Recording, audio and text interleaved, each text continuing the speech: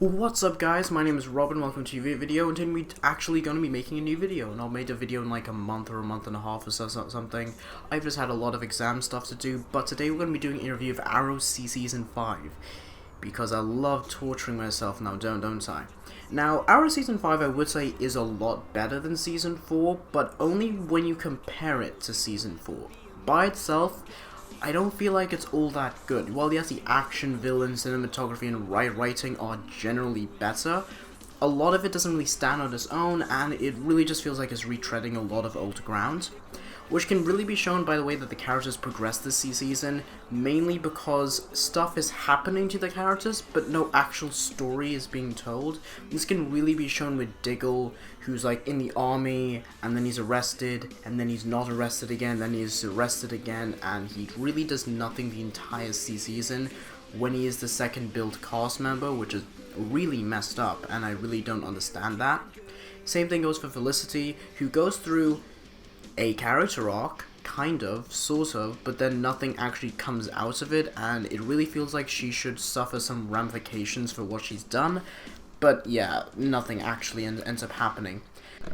Oliver's character arc is literally the exact same one from Season 2 of Arrow, but done worse, because they introduce some new elements to it, but at the end of the day, you're just retreading old ground, and it just isn't that good. Basically, the show has a real big problem with the way it doesn't like to change, and whenever a major change-up does happen, it doesn't feel natural, and it just feels like the writer's trying to make up for something else. Which can chiefly be shown by Black Canary. Okay, so if killing off Black Canary in a Green Arrow show without properly developing her as Black Canary wasn't bad enough in Season 4, the way they treat Katie Cassidy and the way they treat this new Black Canary is so stupid. The idea of having a new Black Canary is extremely stupid, but let's just go over every single stupid thing that they do with Black Canary.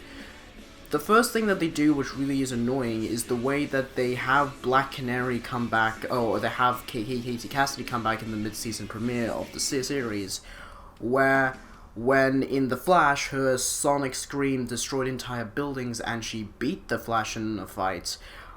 On this show, her sonic scream can barely ruffle some feathers, and she can somehow get punched in the face by Felicity. Which just feels like Mark Guggenheim taking the piss. It's really insulting to Katie Cassidy herself, who played Laurel for 4 years, and really insulting to Black Canary as a character. And then we get Tina. Tina. Oh my god. Tina Bolland is literally the dumbest character I've ever seen, mainly because she's not a character. She's introduced and then does literally nothing for the entire season. It is immensely stupid and disrespectful to Black Canary for you to just come in and introduce this new character, and while a lot of people are saying, well, she's closer to Black Canary, she's not. She's got the superficial elements of fighting skills and the canary cry, which not even Sarah had, but it just seems incredibly insulting to have it here, but not have the compassion, the unbreakable morality, the sense of justice, especially since she shoots and kills a guy, and also she uses a gun, because that's Black Canary. She definitely uses guns, which I'll get back to. And overall, this new character is a stupid attempt by Mark Guggenheim in order to win back fans who left the show because of the treatment of Black Canary, but it is just insult to injury. Especially since she's got no relation with Captain Lance, and when Captain Lance gives her the title Black Canary later on, it feels incredibly weird, out of context, and just incredibly odd considering what the character's been through over the course of the show. So yeah, Black Canary is incredibly stupid on the show. What you need to understand is that it's like Smallville, where it's Clark that makes Superman, and throwing on a cape and tights doesn't make you into Superman. Man of Steel.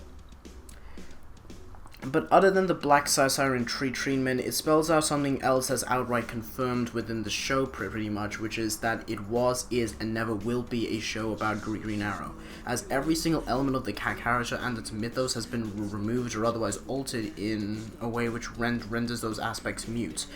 Oliver lacks his empathy, humor, optimism, and especially liberalism.